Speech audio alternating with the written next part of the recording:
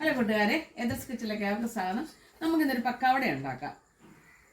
അറിയാം, പക്കാവട കടലമാവുണ്ടേ. അപ്പം ഞാൻ കടലമാവ് എടുത്തുകൊണ്ട് ശകല അരിപ്പൊടി എടുത്തിട്ടുണ്ട്.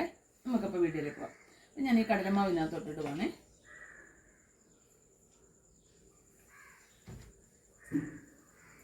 ലേശം അരിപ്പൊടി,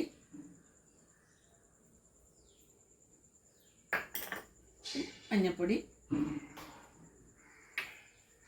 നമ്മുടെ ഗരം മസാലപ്പൊടി ഉണ്ടല്ലോ, ഇത് തരി ഇല്ലാത്തത് വേണം. ഞാനിതിപ്പം പൊടിച്ചതല്ല, കടയിൽ നിന്ന് മേടിച്ചാണ് കേട്ടോ. മറ്റേ ഇവിടുത്തെ ശാലം ചെറിയ തരിയുണ്ട്, അപ്പോൾ അത് ശരിക്കും നമുക്കിങ്ങോട്ട് വീഴത്തില്ല. മുളക് പൊടി ചെരുവ് ഇരുന്നോട്ടെ, പിന്നെ കുരുമുളക് പൊടി,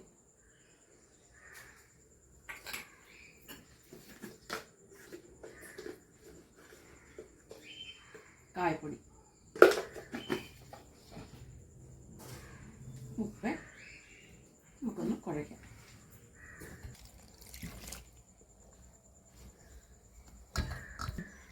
ഇതിനിപ്പോൾ കുഴയ്ക്കുവാണേ. നമ്മൾ കൈ കൊണ്ട് ഇങ്ങനെ കുറേശ്ശെ നമ്മൾ ചപ്പാത്തിക്ക് കുഴക്കത്തില്ലേ, എല്ലാവർക്കും അറിയാവുന്ന, എല്ലാവരും ചെയ്യുന്ന. ഓണമൊക്കെ വരുമ്പോൾ പക്കാവട, മുറുക്ക്, മധുരസേവ ഒക്കെ നമ്മൾ എടുക്കുന്നതല്ലേ.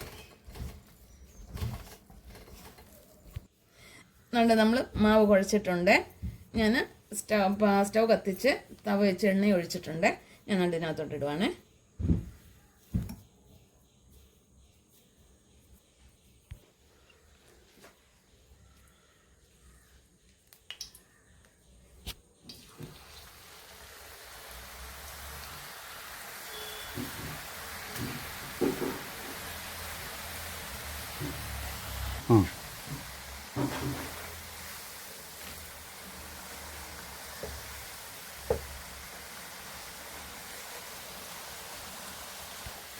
നമ്മുടെ പക്കാവട റെഡി ആയിട്ടുണ്ട്.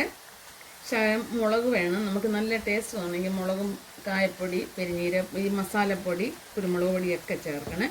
ഞാനിവിടെ സ്ഥിരം ഇവിടെ എടുക്കുന്നതാണ്. കടകളിൽ ഞാൻ നേരത്തെ കൊടുക്കുമായിരുന്നു. ചിപ്സ് എല്ലാം ഞാൻ എടുത്ത് കടകളിൽ കൊടുക്കുന്നതാണ്. പിന്നെ ഇപ്പം അങ്ങ് മാറി. അപ്പം ഞാനിവിടെ പിള്ളേർക്കാണെങ്കിൽ ഇതുപോലെ ഉണ്ടാക്കി കൊടുക്കത്തേ ഉള്ളൂ. കടകളിൽ നിന്ന് വേണ്ടി മിക്സറായാലും എല്ലാ സാധനവും ഞാനിവിടെ ഉണ്ടാക്കി കൊടുക്കുവാണ്. ശരിക്കും മൂത്തില്ലെങ്കിൽ മങ്ങിയിരിക്കും, വഴുക പോലിരിക്കും. അപ്പോൾ അത് ശരിക്കൊന്ന് നോക്കണം. ഒത്തിരി തീ ആകരുത്. ഞാൻ തിരിച്ച് സ്ലോയിലാക്കി വെച്ചേക്കുവാണ്.